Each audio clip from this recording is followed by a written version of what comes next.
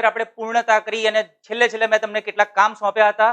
એક કામને હું યાદ કરાવું છું. એ પહેલા પ્રકાશ અને પરાવર્તન ના ભાગ 3 ની અંદર હું ડોક્ટર મિત્તલ પંડ્યા, આચાર્ય સરસાવ હાઈસ્કૂલ, તાલુકો કડી, જિલ્લો મહેસાણા. દરેક મિત્રો ફટાફટ પાઠ્યપુસ્તક ઓપન કરી નાખો, જલ્દી બુક ઓપન કરી અને દરેક વસ્તુ ગઈકાલે આપણે જે શીખ્યા એના આગળના લેક્ચરમાં જે કંઈ શીખ્યા એને રિવાઇઝ કરી લો. હા, મને પણ ખ્યાલ છે કે રાત્રે મોડા સુધી કદાચ જાગ્યા હશો. બધી જ વાત ખરી, પણ આપણે અત્યારે હાલ 11 વાગ્યાનો સમય થઈ ગયો છે એટલે પાઠ્યપુસ્તકને લઈ નોટ લઈ, કારણ કે આજે કેટલુંક દોરવાનું પણ છે. ઝડપથી ભેગું કરી લો, આપણે ઝડપથી રિકોલ કરી લઈએ કાલે આપણે શું શીખ્યા હતા, ઝડપથી રિવિઝન કરી લઈએ. મિત્રો, તમે બધા જાણો છો કે આપણે ગઈકાલે જે ચર્ચા કરી હતી, હું ઝડપથી વાત કરી દઉં. આપણે સમતલ અરીસાની વાત કરી હતી. સમતલ અરીસો કોને કહેવાય કે એ સમતલ અરીસાની સપાટી સપાટ હોય છે, એટલા માટે આપણે એને સમતલ અરીસો કહીએ છીએ. મિત્રો, આ ઉપરાંત આપણે એ પણ વાત કરી હતી કે એના પ્રતિબિંબ કેવા હોય છે. તો સમતલ અરીસાના પ્રતિબિંબ આભાસી હોય છે. એનું પરિમાણ કેટલું હોય છે? વસ્તુના કદ જેટલું હોય છે. આ ઉપરાંત એના પ્રતિબિંબના અંતર વિશે વાત કરીએ તો અરીસાથી વસ્તુ જેટલા અંતરે હોય એટલા જ અંતરે પ્રતિબિંબ એ અરીસાની પાછળની તરફ એટલા જ અંતરે મળે છે. આ ઉપરાંત પ્રતિબિંબની બાજુઓની વાત કરીએ તો એ ઉલટાયેલી હોય. મતલબ અરીસામાં જમણી બાજુ વસ્તુનું જમણો હાથ ઊંચો કરે તો પ્રતિબિંબનો ડાબી બાજુ દેખાતી હોય છે. આપણે આ ચર્ચા કર્યા પછી આપણે વાત ગઈકાલે કરી હતી કે એનો ઉપયોગ ક્યાં ક્યાં કરીએ છીએ. તો સીધી વસ્તુ છે કે આપણે દર્પણની અંદર અરીસાનો ઉપયોગ કરીએ છીએ. સમતલ અરીસાનો ઉપયોગ આપણે પેરિસ્કોપ અને કેલિડોસ્કોપમાં અંદર ઉપયોગ કરીએ છીએ. આ ઉપરાંત આપણે ગોલીય અરીસાની પણ એના પછી ચર્ચા કરી હતી. ઓકે, અહીંયા સુરતથી યશ જોડાઈ ગયો છે. સરસ, ખૂબ સરસ. તીર્થ ચૌધરી, કમાલપુર, ગો મતલબ ગોવિંદપુરા હશે આઈ થિંક. હા, ઈકો આવી રહ્યો છે. રાઠોડ અતુલ કુમાર, ઈકો તમને સંભળાતો હોય તો જરા કહેશો તો અમે ઈકો થોડો ડાઉન કરીએ. મહીસાગરથી પરમાર નરેન્દ્રસિંહ, હા બિલકુલ, અહીંયા તો ઈકો સંભળાઈ નથી રહ્યો. કદાચ તમારા ફોનની અંદર સેટિંગ જોઈ જોજો અથવા તમારા કમ્પ્યુટરની અંદર જરા સેટિંગ જોઈ લેજો. સુમિતભાઈ પરમાર જોડાઈ ગયા છે આપણી વચ્ચે. બિલકુલ મિત્રો, આ યાદ કરી લો. આપણે ગોલીય અરીસા, બે પ્રકારના ગોલીય અરીસા હોય છે. પહેલા તો આપણે ગોલીય અરીસા કોને કહીએ છીએ એની વાત કરી હતી. ગોલીય અરીસાની અંદર મેં ઉદાહરણ પણ તમને કહ્યું હતું ગઈકાલે કે આપણે ઘરની અંદર રહેલી ચમચી જુઓ તો એ ગોલીય અરીસાનું એક સારામાં સારું ને સરળમાં સરળ આપણી પાસે ઉદાહરણ આપણા ઘરે જ હોય એવું ઉદાહરણ આપણને મળ્યું હતું. ઓકે, અને આપણે જોયું પણ હતું. ઓકે, હવે અહીંયા ગોલીય અરીસાના જે બે પ્રકાર, અંતર્ગોળ અને બહિર્ગોળની આપણે બહુ જ ડિટેલમાં ચર્ચા કરી હતી. ત્યાર પછી આપણે જોયું હતું કે અંતર્ગોળ અરીસો કોને કહેવાય અને બહિર્ગોળ અરીસો કોને કહેવાય. જેની પરાવર્તક સપાટી અંદરની તરફની હોય, ખાડાવાળી અંદર પરાવર્તક સપાટી હોય તો એને આપણે અંતર્ગોળ અરીસો કહીએ છીએ. એવા અરીસાને અભિસારી અરીસો પણ કહીએ છીએ. તો યાદ કરી લો, અભિસારી અરીસો એટલે કેવું કે જે અરીસાના ઉપર મુખ્ય અક્ષને સમાંતર પ્રકાશના કિરણો આપાત થાય અને એ આપાત થયેલા કિરણો કોઈ એક જગ્યા ઉપર કેન્દ્રિત થાય, કોઈ એક બિંદુ પર કેન્દ્રિત થાય તો એને અભિસારી અરીસો કહીએ છીએ. ઓકે, અંતર્ગોળ અરીસો એ અભિસારી અરીસો છે. આ ઉપરાંત આપણે બહિર્ગોળ અરીસાની વાત કરી હતી. બહિર્ગોળ અરીસામાં શું હોય તો ગોલીય અરીસો, વક્ર અરીસો પણ કહીએ. ગોલીય અરીસાની બહારની સપાટી પરાવર્તક હોય છે. ઓકે, હવે બહારની સપાટી પરાવર્તક હોય એટલે મુખ્ય અક્ષને સમાંતર જ્યારે કિરણો આપાત કરીએ ત્યારે કોઈ એક બિંદુએ ભેગા થતા હોય એવો ભાસ થાય છે. તો એવા અરીસાને આપણે અપસારી અરીસો કહીએ છીએ. એટલે બહિર્ગોળ અરીસો અપસારી છે. બિલકુલ યાદ હશે તમને. ચાલો ત્યારે હવે છેલ્લે આપણે ચર્ચા કરી હતી રેપિડ ફાયર. તો રેડી છો ને બધા? યાદ કરી લીધું હશે. તમારી નોટબુકની અંદર ગઈકાલે કેટલીક પદોની મેં ચર્ચા કરી હતી, લખીને તૈયાર પણ કર્યા હશે. તો શરૂ થઈ જાઓ. હું તમને ઓકે, હા વેરી ગુડ, બધા જોડાયા છે. Rahul Rana, very good. Okay, હવે આપણે મિત્રો રેડી થઈ જઈએ. કેટલા મિત્રો અત્યારે આપણી સાથે જોડાયા છે? 686. ઓકે ઓકે, 383 મિત્રો. 600 ની અંદર થી અત્યારે મોર દેન 600 હતા મેથ્સ ની અંદર. અત્યારે હાલ લગભગ હાફ ઉપર આવ્યા છીએ. ક્યાંક પાણી પીવા ગયા હોય, ક્યાંક આમ આજુબાજુ ગયા તો ઝડપથી આવી જાઓ, કારણ ગઈકાલનું રિવિઝન આપણે પૂર્ણ કરીને મેં તમને જે હોમવર્ક આપ્યું હતું એ હોમવર્કથી શરૂઆત કરીએ છીએ. ઝડપથી તમારા કોઈ પણ મિત્રો બાકી રહી ગયા હોય, કોઈને જાણ ના હોય તો લિંક ઝડપી શેર કરો આજનું લેસન એ પ્રયોગોથી ભરપૂર છે, ખૂબ મજા આવશે. અને આ એક વાત તમને કરું કે કેટલાક પ્રયોગો તમે ઘરે પણ કરી શકશો. ઓકે, આપણે થોડી ટેકનિકલી ચર્ચા કરીશું ઝડપથી. તમારા મિત્રોને જો આનો ખ્યાલ ના હોય તો ઝડપથી લિંક શેર કરો. લેસન આજનું શરૂ થાય એ પહેલા. આજે હજી રિવિઝન અને હોમવર્કની તપાસ થઈ રહી છે. ઓકે, શિક્ષક મિત્રો જોડાયેલા હોય, આચાર્યશ્રીઓ જોડાયેલા હોય તો ઝડપથી તમારા વિદ્યાર્થીઓને લિંક શેર કરી અને ગુજરાત ઈ ક્લાસની આ ચેનલ અત્યારે હાલ આપણી પાસે જે વિજ્ઞાન લાઈવ ચાલુ છે એની અંદર જોડાઈ જાઓ. 9મા ધોરણનું પણ વિજ્ઞાન અત્યારે હાલ બિલકુલ ચાલુ છે, એને પણ તમે જોઈ શકો છો. તમારા વર્ગના, તમારા શાળાના જે કઈ વિદ્યાર્થીઓને લિંક શેર કરો. મિત્રો, પહેલું આપણે વાત કરીએ, ઉપરની આકૃતિમાં ધ્રુવ ને કયા સંકેત વડે દર્શાવાય છે? મિત્રો ઝડપથી તમારે મને એ વાત કરવાની છે કે આ આકૃતિની અંદર ધ્રુવને કયા સંકેત વડે દર્શાવીએ છીએ. હું તમને આપું છું 20 સેકન્ડ. તમારી પાસે 20 સેકન્ડ છે. ઝડપથી મિત્રો જવાબ હું જોઈ રહ્યો છું. રાવળ ઝલક, નમસ્તે બેટા, નમસ્તે, વેરી ગુડ, તમે જોઈન થઈ ગયા છો. તમારી પાસે માત્ર 20 સેકન્ડ છે. સમય પૂરો થવા જઈ રહ્યો છે. અહીંયા કેટલાકે જવાબો આપ્યા છે સી, કેટલાકે પી જવાબ આપ્યો છે. અહીંયા આપણે સ્ક્રોલ થતું જાય છે. હા, ઓકે ઓકે, હવે પી જવાબ કેટલાકના આવતા જાય છે. આકૃતિ તમારી સામે છે, વેરી ગુડ. અહીંયા નીતિનભાઈ ગોસાઈએ કંઈક લખ્યું છે પણ સમજ નથી પડી શું લખી શકાય છે, લખ્યું છે. કલ્પેશભાઈ પરમાર, તમારો જવાબ બિલકુલ સાચો છે. અહીંયા ધ્રુવ એ પી છે. પી છે એને આપણે ધ્રુવ કહીએ છીએ. જો અંતર્ગોળ અરીસો હોય તો એના માટે પણ ધ્રુવ પી છે. બહિર્ગોળ અરીસાનું ધ્રુવ પણ પી છે. પી માટેનો સંકેત આપણે વાપરીએ છીએ. ચાલો મિત્રો, હવે બીજો પ્રશ્ન તમારા માટે. ગોલીય અરીસાની પરાવર્તક સપાટી જે પોલા ગોળાના એક ભાગ તરીકે છે તેના કેન્દ્રને અરીસાનું શું કહે છે? યાદ કરો વ્યાખ્યા. અહીંયા ફરીથી હું તમને 20 સેકન્ડ આપું છું. મિત્રો હું તમને 20 સેકન્ડ આપું છું. તમારા માટે 20 સેકન્ડ છે. તમે ઝડપથી, હવે જૂનો પ્રશ્ન બેટા ભૂલી જાઓ. It's a rapid fire question. ત્યાં ઝડપથી જવાબ આપવાના છે આપણે. હું ફરીથી ક્વેશ્ચન રિપીટ કરું છું. ગોલીય અરીસાની પરાવર્તક સપાટી જે પોલા ગોળાનો એક ભાગ છે તેના કેન્દ્રને ગોલીય અરીસાનું શું કહે છે? ઓકે, જવાબ પહેલો આવ્યો છે જયનો. પહેલો જવાબ આવ્યો છે જયનો. પરમાર, ચારુનો જવાબ પણ આવી ગયો છે. ઓકે, અહીંયા તક્ષ પટેલ બેટા તમારો જવાબ એક વખત ફરી વિચારી લો તમે.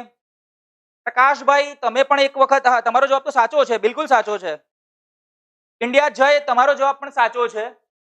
તો મિત્રો અહીંયા ગોલીય અરીસાની પરાવર્તક સપાટી જે પોલા ગોળાના કેન્દ્ર તરીકે હોય એના કેન્દ્રને આપણે વક્રતા કેન્દ્ર સી કહીએ છીએ.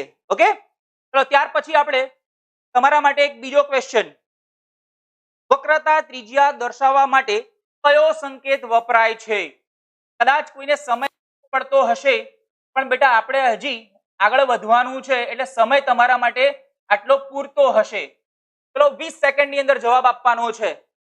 પ્રશ્ન પેલો સી વાળો પૂરો થઈ ગયો છે. નવો પ્રશ્ન તમારા સામે છે. વક્રતા ત્રિજ્યાને દર્શાવવા માટે કયો સંકેત વપરાય છે? સમય વધી રહ્યો છે, સમય નીકળી રહ્યો છે. હજી સાચો જવાબ નથી આવ્યો. ઓકે, હજી સાચો જવાબ નથી આવ્યો. વક્રતા ત્રિજ્યા, ઓકે, જવાબ હજી જવાબ કોઈનો સાચો નથી આવ્યો. વક્રતા ત્રિજ્યા યાદ કરી લો. ઓકે, અહીંયા સોહિલભાઈ બરંડાએ જવાબ આપ્યો છે પણ બેટા એમાં થોડીક ભૂલ છે. તમે જે જવાબ લખ્યો છે એમાં, ઓકે, હજી વિનોદ, એનો મતલબ મારે મોટા હજી આપણે જવાબ નથી આવી રહ્યા અથવા તો જૂના જવાબો આવી રહ્યા છે. ઓકે, આગળના ક્વેશ્ચનના જવાબ આવી રહ્યા છે કદાચ. પ્રતીક પરમાર બેટા ઈ તમે જે લખ્યો છે અહીંયા કોઈ જગ્યાએ ઈ સંકેત તો છે નહીં બેટા. ઈ સંકેત તો આપણે અત્યારે આ ગોલીય અરીસાની અંદર તો આપણે વાપર્યો નથી. સાવન ચૌધરી બેટા ઈ સંકેત તો આપણે વાપર્યો નથી ક્યાંય, ગઈકાલે પણ આપણે જોયું. ઓકે, એનો મતલબ એવો છે કે કદાચ આ કન્સેપ્ટ હર્ષલભાઈ દિવ્યરામ પટેલ, એ તમારો જવાબ બેટા સાચો છે. ઓકે, એનો મતલબ તમને આ કન્સેપ્ટની અંદર કદાચ ઓછી ખબર પડી હશે તો મારે એનું રિવિઝન કરવું પડશે. ઓકે, તો મિત્રો વક્રતા ત્રિજ્યાને દર્શાવવા માટે એફ સંકેત વપરાય છે. ત્રિજ્યા છે, ઓકે, ત્રિજ્યાને દર્શાવવા માટે આપણે એફ સંકેત વાપરીએ છીએ. તો અહીંયા આ એફ છે અને જો બહિર્ગોળ અરીસો હોય તો આ એફ છે. તો આ જે સંકેત છે એ વક્રતા ત્રિજ્યા દર્શાવી રહ્યા છે. અહીંયા વક્રતા ત્રિજ્યા ટી એફ છે. વક્રતા કેન્દ્ર F છે અને વક્રતા ત્રિજ્યા PF છે. ઓકે, તો PF એ આપણી વક્રતા ત્રિજ્યા છે. તમને સમજ પડી ગઈ હશે. F એ મુખ્ય કેન્દ્ર આપણે કહ્યું. ઓકે, અને P એ ધ્રુવ છે.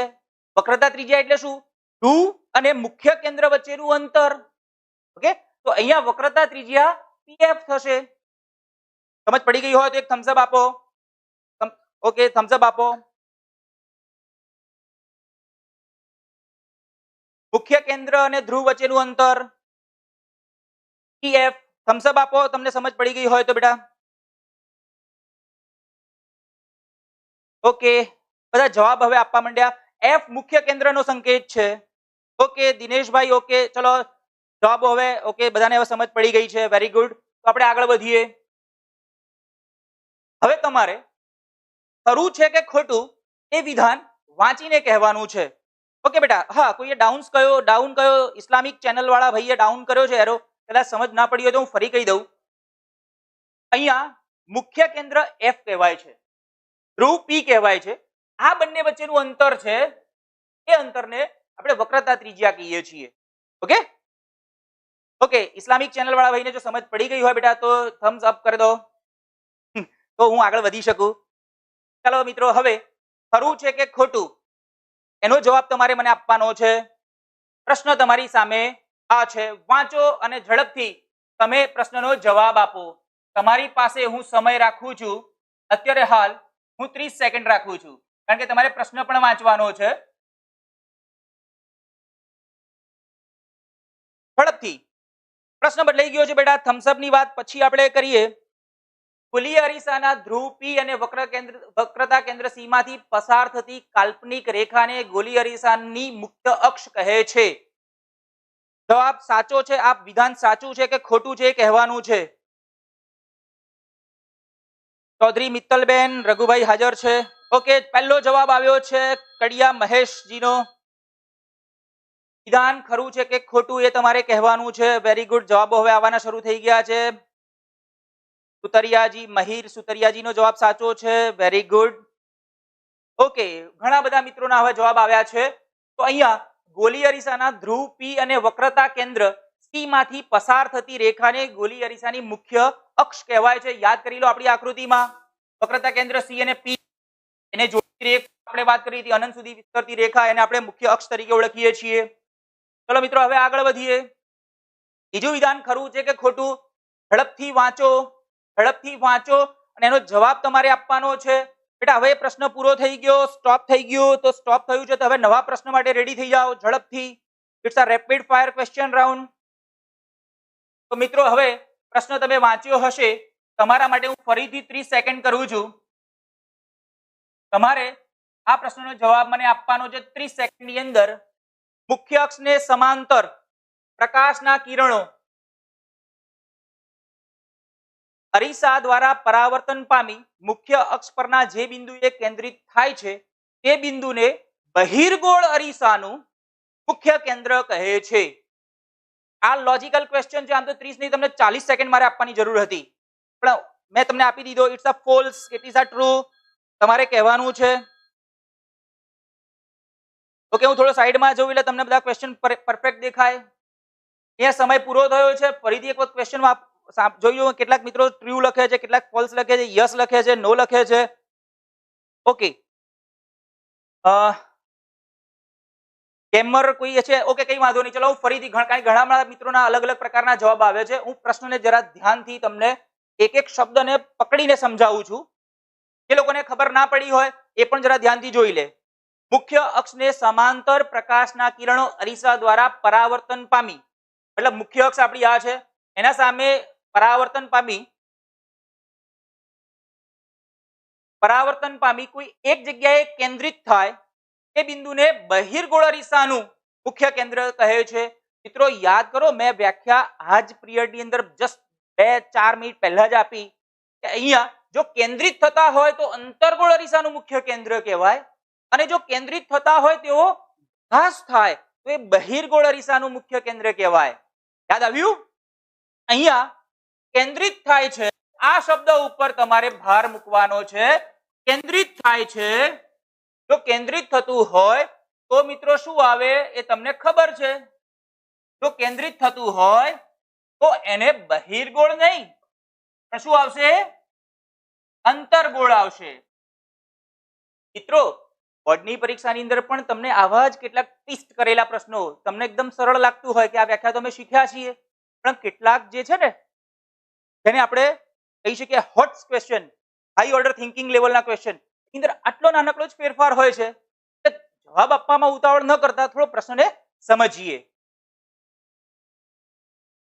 ચાલો મિત્રો, હવે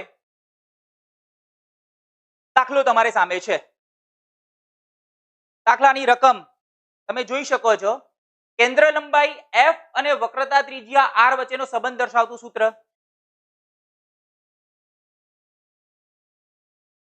ઓકે, સૂત્ર પહેલા આપી દો ઝડપથી. સૂત્ર હમણાં બે ત્રણ મિત્રોએ સૂત્ર મેં કહ્યું ત્યારે લખેલું હતું. ઝડપથી બેટા, પ્રશ્ન બદલાઈ ગયો છે. સૂત્ર 554 છે લાઈવ, એવું નિસર્ગભાઈ કે નિકુંજભાઈ હતા એમને કહ્યું. વેરી ગુડ, અમને પણ તમે યાદ કરાવ્યું. હા, રાઠોડ બ્રિજભાઈ તમે ડાઉન કર્યું છે એરો, પણ જરા એ પણ કહો કે ડાઉન એરો માટે શું કામ? તો અમે જરા એનું, કેટલાક મિત્રોએ ના ખબર પડી એવું કહ્યું, તમે એને સમજ આપી. તો કેન્દ્ર લંબાઈ f અને વક્રતા r માટેનું સૂત્ર આપણી પાસે છે r is equal to 2f. Okay, ચાલો હવે ઝડપથી આપણે બીજો ક્વેશ્ચન જોઈએ. આપણે ગોલીય અરીસાની કેન્દ્ર લંબાઈ 10 સેન્ટીમીટર છે, તેની વક્રતા ત્રિજ્યા શોધો. આવો જવાબો સરસ આવવા માંડ્યા. બીજો ક્વેશ્ચન બદલાઈ ગયો છે. ગોલીય અરીસાની કેન્દ્ર લંબાઈ 10 સેમી છે, તો એની વક્રતા ત્રિજ્યા શોધો. તો મિત્રો અહીંયા તમને આપ્યું છે કેન્દ્ર લંબાઈ, જેને આપણે કહીએ છીએ f is equal to 10 centimetre. હવે વક્રતા ત્રિજ્યા જેને કહીએ છીએ આપણે r તમારે શોધવાની છે. તમે જ જવાબ મને આપ્યો છે ઘણા મિત્રોએ. ઓકે, જવાબ આવી ગયા, વેરી ગુડ, મેં તો જોયું જ નહીં. ઓકે, રાણાજી તમારો જવાબ. અજય ચૌહાણ બેટા તમારે ફરી એક વખત જોવાની જરૂરિયાત છે અહીંયા.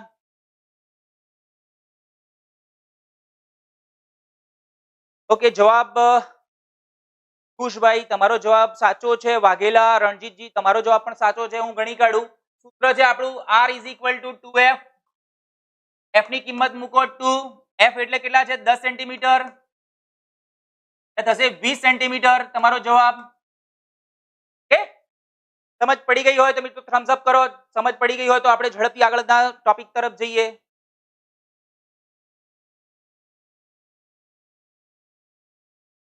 ઝડપથી મિત્રો થમ્સ અપ કરો તો આપણે આગળ ટોપિક તરફ વધીએ. હા, બહુ જ બધા લોકોના સાચા જવાબ આવવા માંડ્યા છે. Very good. અને મને આનંદ એક વાતનો છે કે મોટા ભાગના વિદ્યાર્થીઓ એકમ સાથે જવાબ આપે છે, એટલે ચોક્કસ વૈજ્ઞાનિક જવાબ તમારો સાચો છે બેટા. ખૂબ સરસ. શીતલ પટેલ તમે જવાબ લખ્યો છે પણ સ્ક્રોલ થઈ ગયો. ધારા પરમાર તમારો જવાબ સાચો છે. એકમ પણ બેટા લખો. ઓકે, થમ્સ અપ આવવા માંડ્યા છે, મતલબ આગળ વધી શકાય એવી છે. તમારા તરફથી મને સિગ્નલ મળી ગયું છે.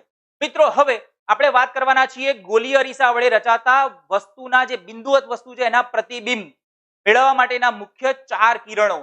મિત્રો હવેનો જે ટોપિક છે ને એ થોડો પ્રેક્ટિકલ બેઝ જાય છે. આપણે પ્રેક્ટિકલ કરવાના છીએ અને એ જે પ્રેક્ટિકલ છે એને નોટમાં કઈ રીતે કામ કરી શકાય એ પણ જોવાના છીએ. કારણ કે પ્રયોગ તો આપણે કરીશું, પણ જ્યારે આપણે લખવાનું થશે કે પછી કિરણાકૃતિ દોરવાની થશે તો કેવી રીતે દોરી શકાય એ ટોપિક ઉપર આપણે આગળ વધીશું. ઓકે, તો શરૂ કરીએ આપણે. અહીંયા આપણે જ્યારે ખાસ યાદ રાખજો, હવે પછીનો જે ટોપિક છે એની અંદર હું 4 મુદ્દાની જે ચર્ચા કરું, 4 કિરણોની ચર્ચા કરું, એ તમારી નોટની અંદર પણ અલગથી લખી રાખજો મિત્રો.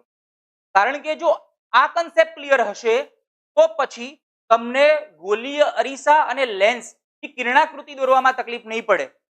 એટલે ખાસ દરેક મિત્રને મારી વિનંતી કે અહીંયા જે હું ટોપિકની હવે જે ચર્ચા કરું છું, હું સમય વધારે લઉં છું, પણ સમય એટલા માટે વધારે લઉં છું કે તમને એ મુદ્દાની એકદમ સચોટ ખબર પડે.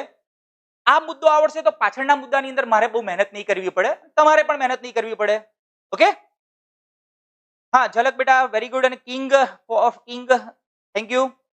તો મિત્રો હવે પહેલો કિરણ, આપણે જ્યારે પ્રકાશનું કિરણ કોઈ વસ્તુ ઉપર આપાત કરીએ છીએ ત્યારે આ જે પ્રકાશનું કિરણ છે એ કિરણ અરીસામાંથી પસાર કરીએ ત્યારે શું પરિસ્થિતિ હોય છે, એવા જુદા જુદા 4 કિરણોની આપણે વાત કરવાના છીએ. એમાં પહેલું કિરણ એવું છે કે મુખ્ય અક્ષને સમાંતર દિશામાં આપણે આપાત કરીએ તો અંતર્ગોળ અરીસા પરથી પરાવર્તન પામી તે મુખ્ય કેન્દ્રમાંથી પસાર થાય છે. સિમ્પલ સમજ પડી ગઈ. અંતર્ગોળની વાત કર્યા પછી હું બહિર્ગોળની વાત કરીશ. અંતર્ગોળ અરીસા ઉપર આપણે જ્યારે પ્રકાશનું કિરણ આપાત કરીએ, મારી પાસે આ અંતર્ગોળ અરીસો છે, હવે આના ઉપર હું જ્યારે પ્રકાશનું કિરણ આપાત કરીશ ત્યારે એ પ્રકાશનું કિરણ કેવી રીતે આપાત કરીશ, તો મુખ્ય અક્ષને સમાંતર આપાત કરીશ.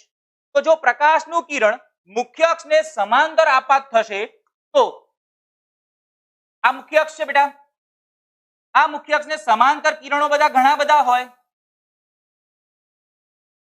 પણ હું એમાંનું અત્યારે હાલ તમને સમજાવવા માટે એક જ કિરણ લઉં છું. તો જો મુખ્ય અક્ષને સમાંતર કિરણ આપાત કરીએ તો એ કિરણ અરીસા પરથી પરાવર્તન પામી એફ માંથી એટલે કે મુખ્ય કેન્દ્રમાંથી પસાર થાય છે. ઓકે, હવે જો આ જ રીતે બહિર્ગોળ અરીસાની વાત કરીએ તો બહિર્ગોળ અરીસામાં શું થશે, તો બહિર્ગોળ અરીસામાં મુખ્ય અક્ષ છે એને સમાંતર જ્યારે કિરણ આપાત કરીએ ત્યારે એ મુખ્ય કેન્દ્રમાંથી પસાર થતું હોય તેવો ભાસ થાય છે. મતલબ એ પરાવર્તન તો એ અરીસાની પરાવર્તક સપાટી હતી એની એ બાજુ જ પરાવર્તન પામશે. અહીંયા જો પાછળ લંબાવીએ તો એ કિરણ મુખ્ય કેન્દ્રમાંથી પસાર થતું હોય એવું આપણને લાગે, એટલે કે ભાસ થાય છે. તો અહીંયા આ બંને કિસ્સાની અંદર એ કિરણ માટે આપણે ધ્યાન એ રાખવાનું છે કે જો મુખ્ય અક્ષને સમાંતર કિરણ આપાત કરશું, મુખ્ય અક્ષને સમાંતર કિરણ આપાત કરશું, એ કિરણ એના એફ માંથી જ પસાર થાય. એફ એટલે મુખ્ય કેન્દ્ર, મુખ્ય અક્ષને સમાંતર મુખ્ય કેન્દ્રમાંથી પસાર થાય, ચાહે અંતર્ગોળ હોય કે બહિર્ગોળ. અંતર્ગોળમાં કેન્દ્રમાંથી પસાર થાય ત્યારે બહિર્ગોળમાં પસાર થાય તેવો ભાસ થાય. ક્લિયર? સમજ પડી ગઈ હશે મિત્રો? સમજ પડી ગઈ હશે? ટેલ મી અગેન રાઠોડ બ્રિજભાઈ, હું ફરીથી કહી દઉં છું, સિમ્પલ છે વસ્તુ. જો મુખ્ય અક્ષ છે એ મુખ્ય અક્ષને સમાંતર કિરણ આપાત થાય તો અરીસા પરથી તે પરાવર્તન પામી અને એ કિરણ મુખ્ય કેન્દ્રમાંથી પસાર થાય. મતલબ અહીંયાથી આપાત થયું, એ પરાવર્તન પામીને મુખ્ય અક્ષમાંથી પસાર થાય. Okay, simple. હવે અહીંયા પણ એક થોડુંક જો તમે પ્રશ્ન પૂછો સમજ ના પડી એવું તો થોડું ડીપમાં તમને કહું.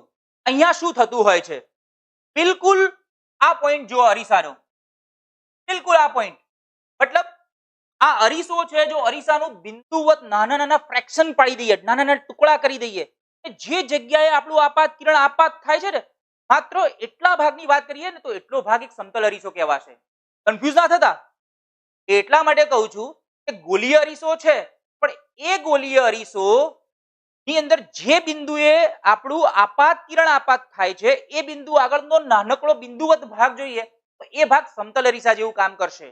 તો આ બિંદુ જે છે, આ બિંદુ સમતલ અરીસા તરીકે જો વર્તતું હોય તો મિત્રો અહીંયા કિરણ આપાત કરીશું તો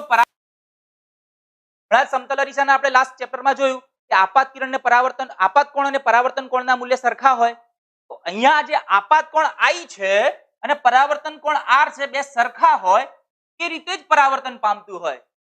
ઓકે, એટલે એ ગોલીય અરીસો, પણ જો બિંદુવત વાત કરીએ તો એ બિંદુએ તો સમતલ અરીસા જ કહેવાય. અસંખ્ય બિંદુવત સમતલ અરીસા ભેગા થઈને ગોલીય અરીસો બન્યો છે એવું પણ આપણે પ્રતિપાદિત કરી શકીએ. ઓકે, ચાલો મિત્રો હવે આપણે બીજા કેસ તરફ જઈએ.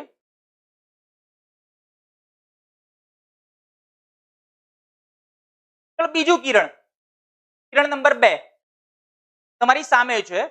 અહીંયા કિરણ છે, આપણે કહ્યું કે મુખ્ય અક્ષને સમાંતર કિરણ મુખ્ય કેન્દ્રમાંથી પસાર થાય. હવે એનાથી ઉલટી ક્રિયા કરીએ આપણે. હા, કેટલાક બિલાલજી તમે ડાઉન કર્યો છે એરો, પણ સમજ મને, તમે કદાચ ડાઉન એરો કરો પણ સામે એ પણ લખો કે સાહેબ ફરીથી સમજાવો કે ફરી દોરીને સમજાવો તો આપણે ફરીથી એ રીતે કામ કરીશું. પણ માત્ર એક સિમ્બલ આપશો તો અમને ખ્યાલ નહીં આવે. ઓકે, થેન્ક યુ ભવ્યા, તમારો આભાર. કિરણ 2, મુખ્ય કેન્દ્રમાંથી પસાર થતું કિરણ. પેલા કરતા ઉલટી પ્રક્રિયા. અહીંયા કોઈ કિરણ છે મુખ્ય કેન્દ્ર F માંથી પસાર થાય છે. કદાચ તમને એવું લાગતું હોય કે આ સમજ નથી પડતી, તો હું જરા દોરીને બતાવું તમને. તો અહીંયા આપણે અંતર પરિશોધ લઈએ.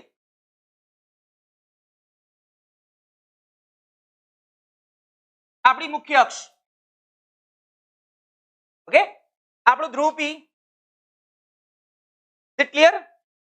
હવે આપણું મુખ્ય કેન્દ્ર F, આટલા સુધી તો બધાને સમજ છે જ. વક્રતા કેન્દ્ર C, એ પણ ખબર છે. મિત્રો હું અત્યારે હાલ અંતર્ગોળની વાત કરું છું, બહિર્ગોળમાં પણ આ જ રીતે સમજાવી શકાય. હવે આપણે શું કરવાનું છે? પ્રકાશનું કિરણ F માંથી પસાર કરવાનું છે. આ આપાત કિરણ છે. F માંથી પસાર થતું કિરણ મુખ્ય અક્ષને સમાંતર થશે. આપણી આ મુખ્ય અક્ષ છે, મુખ્ય અક્ષને સમાંતર થશે. સમજ પડી ગઈ હશે મિત્રો? વન મોર, યસ, ફરીથી કહી દઉં. અંતર્ગોળ અરીસાના મુખ્ય કેન્દ્રમાંથી પસાર થતું કોઈ કિરણ એ મુખ્ય અક્ષને સમાંતર દિશામાં આગળ વધે છે. તો અહીંયા મુખ્ય કેન્દ્રમાંથી જે કિરણ દાખલ થાય, મુખ્ય કેન્દ્રમાંથી જ પસાર થતું કોઈ કિરણ હોય તો મુખ્ય અક્ષને સમાંતર જાય. ઓકે, ચાલો હવે આગળ વધીએ. કિરણ નંબર 3, અંતર્ગોળ અરીસાના વક્રતા કેન્દ્રમાંથી પસાર થતું કિરણ. અહીંયા યાદ રાખજો, હવે વક્રતા કેન્દ્રમાંથી પસાર થતું કિરણ છે. મેં એટલા માટે તમને ધ્રુવ કોને કહેવાય, વક્રતા કેન્દ્ર કોને કહેવાય, P કોને કહેવાય, એના વિશે વધારે ભારપૂર્વક તમને 2 લેક્ચરથી સમજાવી રહ્યો છું. કે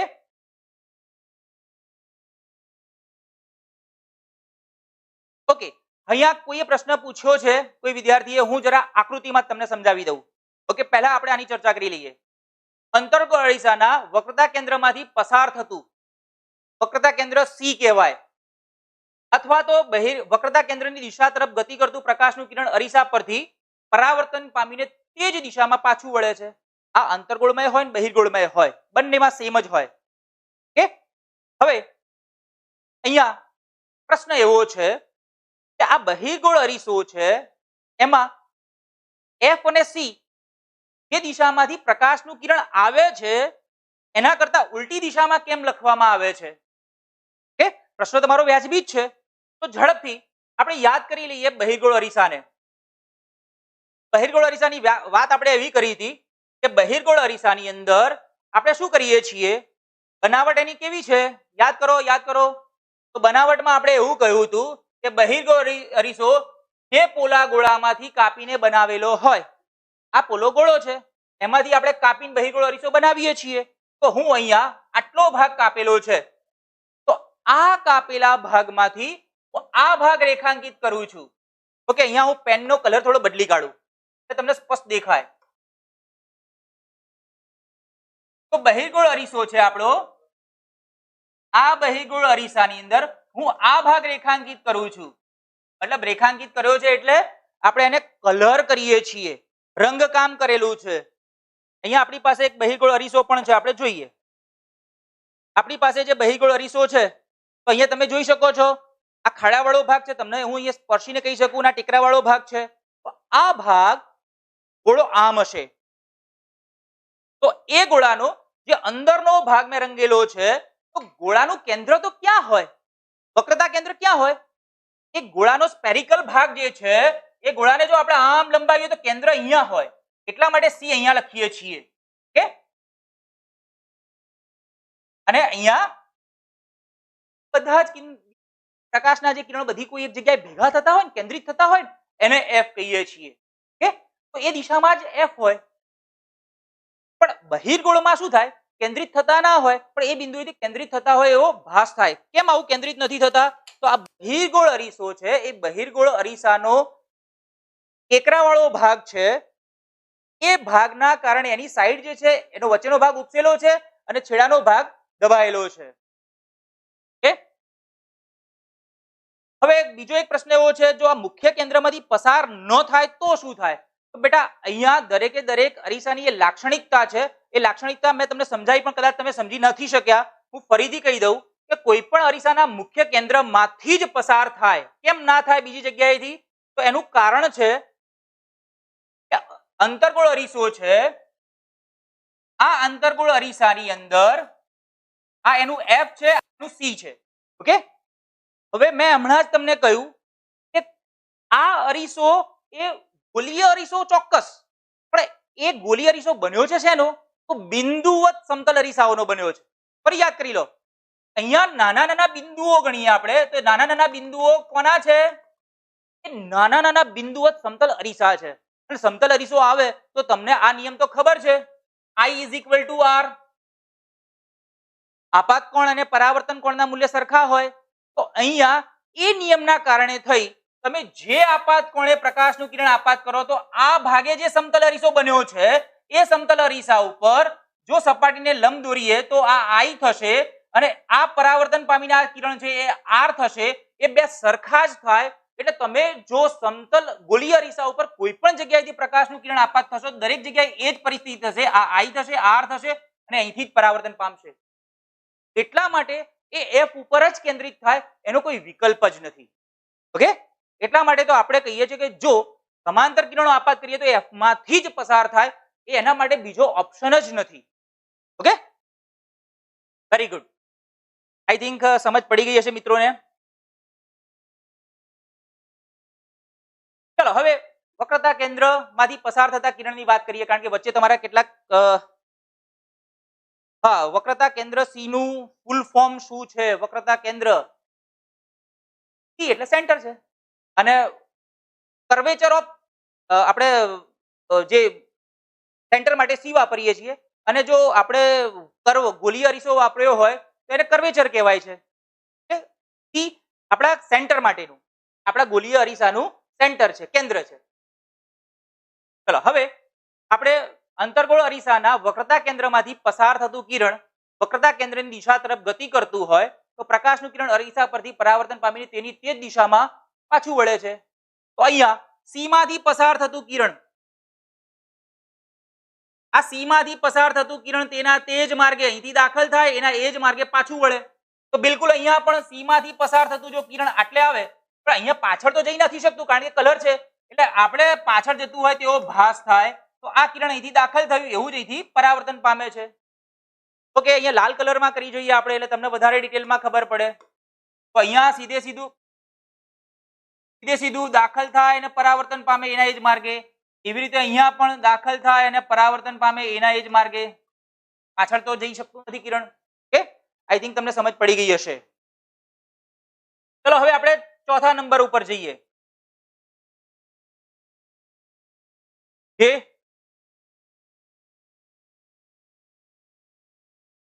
વૈશાલીનો પ્રશ્ન એવો છે કે જો અરીસામાં બેક સાઈડ કલર કરવામાં આવે તો પરાવર્તન થાય? બેટા બેક સાઈડ પરાવર્તન ત્યારે જ થાય છે કે બેક સાઈડ આપણે આવો કલર કર્યો હોય. આપણો સાદો અરીસો આપણે જોઈએ ને, આપણે બેટા ગઈકાલે આપણે જોયું તો આ સમતલ અરીસો. વૈશાલી બેટા ખાસ ધ્યાનથી સમજજો, આ સમતલ અરીસાની અંદર આ સાદો કાચ આપણો હોય ને, ટ્રાન્સપરન્ટ કાચ આપણો સાદો ટ્રાન્સપરન્ટ એવો જ હોય. બિલકુલ એના ઉપર અહીંયા પરાવર્તન થઈ શકે એટલા માટે મર્ક્યુરી ને બીજા કેટલાક સોલ્ટ એના હોય છે, એનું એક પાતળું લેયર કરેલું હોય. ઓકે, એક કલર ટૂંકમાં આપણે સાદી ભાષામાં સમજીએ કલર કરેલો છે. એક કલર કર્યો છે જેના પરિણામે જ આ દિશામાંથી પરાવર્તન થાય છે. બિલકુલ આપણા ગોલીય અરીસામાં પણ એવું જ હોય. આ ગોલીય અરીસાની અંદર પણ કેવું હોય, એ સાદો પોલો ગોળો જ છે, કાચનો ગોળો છે, એને કાપ્યો છે અને જો એની ટેકરાવાળી સપાટી કહીએ એ તરફ કલર કરીએ તો અંતર્ગોળ બનશે અને ખાડાવાળી સપાટી ઉપર કલર કરીએ તો બહિર્ગોળ બનશે. ઓકે, એટલે કલર કરવો જરૂરી છે. તો કલર ના કરીએ તો શું થાય, તો પ્રકાશનું કિરણ આરપાર પસાર થઈ જશે. અને આપણે પેલું એ પણ જોયું હતું કે જ્યારે હવાના માધ્યમમાંથી કાચના માધ્યમમાં પ્રકાશનું કિરણ પસાર થાય ત્યારે એનું જો પારદર્શક માધ્યમ હશે તો વક્રીભવન વધારે થશે અને પ્રકાશનું કિરણ બધું વધારે બહાર નીકળી જશે, વક્રીભવન પામી. અને જો આ કાચનો માધ્યમ પાછળ પરાવર્તક સપાટી નહીં હોય તો, સોરી, પાછળ કલરનું લેયર નહીં કર્યું હોય તો આંશિક જ પરાવર્તન થશે. કાચની સપાટીમાં આપણે પેલો સિમ્યુલેશન થી પણ શીખ્યા હતા. ઓકે, યાદ આવી ગયો છે વૈશાલી બેટા? સમજ પડી ગયો હોય તો થમ્સ અપ કરો. હા, દેવેન્દ્રભાઈ વસાવાને યાદ છે, વેરી ગુડ. અરે વાહ. જેએસકે, રોમિલભાઈ જેએસકે, એક પ્રશ્ન કેટલી વખત રિપીટ થાય? પણ બેટા કોઈને સમજ ના પડી હોય તો અમારી ફરજ છે કે એને ફરીથી શીખવાડવું. ઓકે, ચલો હવે અરીસાના મુખ્ય અક્ષ સાથે નિશ્ચિત, સોરી, અરીસાના મુખ્ય અક્ષ છે ને એ ધ્રુવ પી આગળ મળે છે. તો પી ઉપર જો આપણે પ્રકાશનું કિરણ આપાત કરીએ તો શું થાય? તો એક પ્રકાશનું કિરણ પી ઉપર આપાત કરીએ તો તમે અહીંયા જોઈ શકો છો, જે આપાત કોણે આપાત થયું છે એટલા જ પરાવર્તન કોણથી એ પરાવર્તન પામશે. સમજ તમને પડી ગઈ હશે? બિલકુલ એ જ સિદ્ધાંત, પરાવર્તનના નિયમો. એવું બહિર્ગોળની અંદર પણ તમે જોઈ શકો છો, જેટલો આપાત કોણ છે એટલા જ પરાવર્તન કોણથી એ પરાવર્તન પામે છે. Is it clear? સિમ્પલ. તો મિત્રો હવે તમે એમ કહી શકું કે પ્રયોગો કરવા માટે સક્ષમ થઈ ગયા છો. જો તમને આ 4 કેસ યાદ હોય તો એ 4 કેસનો ઉપયોગ કરી અને તમે કિરણાકૃતિઓ રજૂ કરી શકો છો. ઓકે, ચાલો હવે ફરીથી તમને કહી દઉં. હું એટલા માટે આના ઉપર વધારે ભાર મૂકું છું કે તમે આ 4 કેસની જો સમજ હશે તો કિરણાકૃતિની અંદર મને કોઈ તકલીફ નહીં પડે, તમને કોઈ તકલીફ નહીં પડે. પહેલી કિરણાકૃતિની અંદર પહેલો કેસ અથવા તો પહેલું કિરણ, હું યાદ કરાવું છું તમને. પહેલું કિરણ એવું છે કે હું અંતર્ગોળની જ વાત કરીશ, બહિર્ગોળ તમે સમજી લેજો. પહેલું કિરણ મુખ્ય અક્ષ એ સમાંતર કિરણ એફ માંથી પસાર થાય. ઓકે, ચલો બીજો કેસ.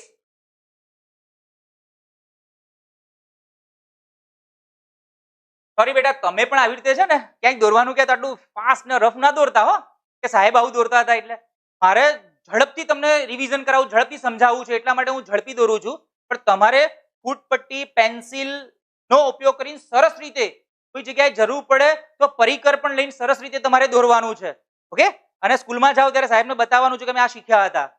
હવે જો આ કેસની અંદર આપણે શીખ્યા મુખ્ય અક્ષમાંથી પસાર થતું કિરણ,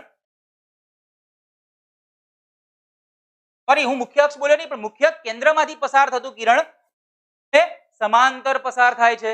ઓકે, તો ત્રીજો કેસ આપણે શીખ્યા હતા. ત્યાં કેસની અંદર આપણે એવું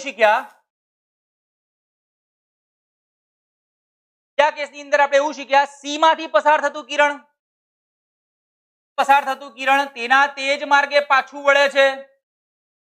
ઓકે, ચોથો કેસ એવા શીખ્યા, ચોથા કેસની અંદર આપણે ધ્રુવ માંથી પસાર થતું કિરણ એના જેટલા આપાત કોણે હોય એટલા જ પરાવર્તન કોણે એ પરાવર્તન પામે છે. Is it clear? ઓકે, તો હવે ઝડપથી એક પ્રવૃત્તિ કરી દઈએ, કારણ કે મેં તમને શરૂઆત કરી હતી કે આજે આપણે પ્રયોગ કરવાના છીએ અને પ્રયોગની અંદર પહેલી જ પ્રવૃત્તિ આપણી સરસ મજાની આપી છે અંતર્ગોળ અરીસાની કેન્દ્ર લંબાઈ શોધવાની. તો આપણે હવે અંતર્ગોળ અરીસાની કેન્દ્ર લંબાઈ શોધીશું. ઓકે, નાના દર્પણ મુખવાળા અંતર્ગોળ અરીસાની કેન્દ્ર લંબાઈ શોધીએ. મારી પાસે આ અંતર્ગોળ અરીસો છે, તમે જોઈ શકો છો. હવે હું આની કેન્દ્ર લંબાઈ શોધવા માટે શું કરી શકું? અલગ અલગ રીતો છે. દૂરથી આવતું કોઈ પ્રકાશનું કિરણ છે એને હું આના ઉપર આપાત થવા દઉં અને પછી કોઈ એક પડદા ઉપર ઝીલું અને પછી એનું માપ લઈ લઉં. દાખલા તરીકે મારી પાસે આ પડદો તમને થોડું દેખાય એટલા માટે અહીંયા જ મૂકું છું. દાખલા તરીકે આ મારી પાસે પડદો છે, લાઇટ ઓફ કરી દઈશું થોડી, એક લાઇટ જ ઓફ કરી દો કે નથી જરૂર, કઈ વાંધો નહીં.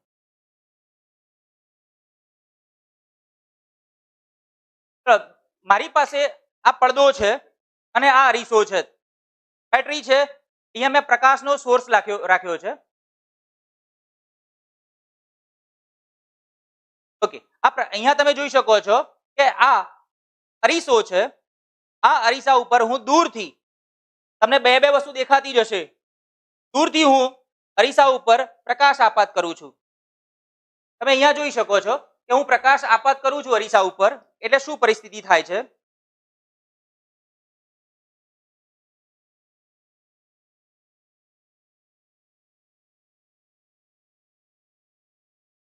ચલો હવે અહીંયા જુઓ,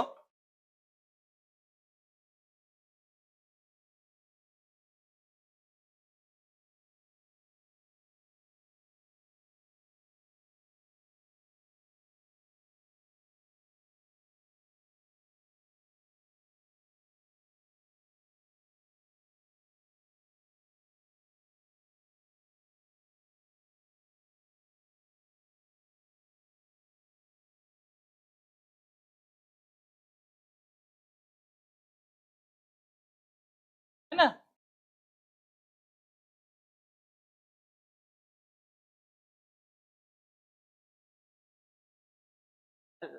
પણ એનું પેલું એ પણ લાઈટ પણ દેખાતી નથી. દેખાય છે તમને ત્યાં?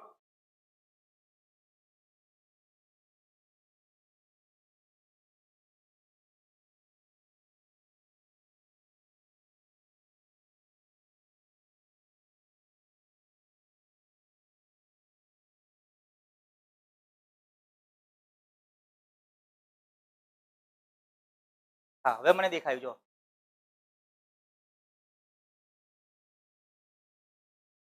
તમે જોઈ શકો છો, દેખાય છે બેટા? દેખાય છે? ઓકે, હવે મારે શું કરવાનું છે બેટા? જો તમને દેખાયું હોય પ્રતિબિંબ તો જરા મને લાઈક કરીને યસ કરો. કેટલાક મિત્રોને દેખાયું નથી લાગતું, એટલે જોરા જોઈ લો, અહીંયા પ્રતિબિંબ મેં ઝીલ્યું છે. ચલો હવે એમને એમ જ રાખજો. બેટરી પેલી વાત તરફ કરી દો.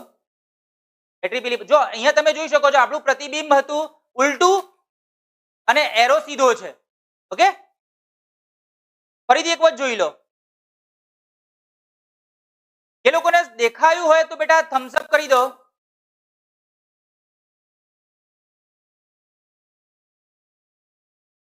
Okay, very good, thank you very much. Right on.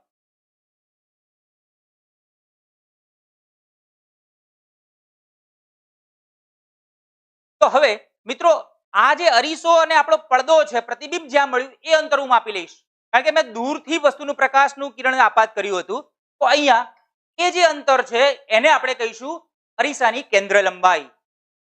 Okay, આપણે હમણાં જે કહ્યું ને એ જ વસ્તુ આપણે શીખી ગયા છીએ, સમજી ગયા છીએ. Okay, thank you very much Ashishbhai, thank you.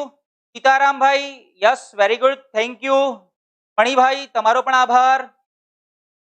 રુદ્રાજી, ભાઈ બેટા અત્યારે હાલથી વેરી ગુડ, કઈ વાંધો નહીં. સમય યાદ કરવા માટે આ રુદ્રભાઈ ને બે ત્રણ મિત્રો છે ને મને સમય યાદ ચોક્કસ કરાવે છે.